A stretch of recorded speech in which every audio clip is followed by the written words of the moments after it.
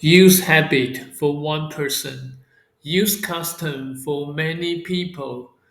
First one, I have a blank of drinking coffee every morning. That's something you personally do every day. It's your little daily routine. So the word is habit. Yes, you coffee lovers, I see you.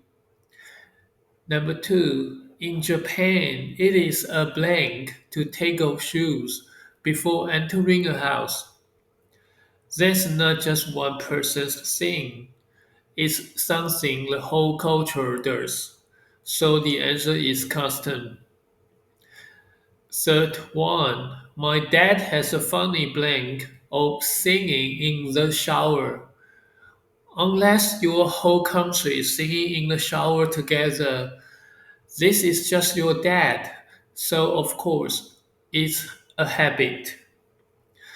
Number four, the red envelope on Lunar New Year is a Chinese blank.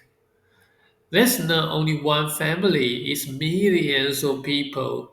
So that's a custom.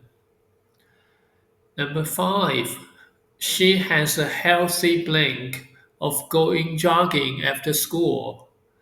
That's her personal action. So it's a habit.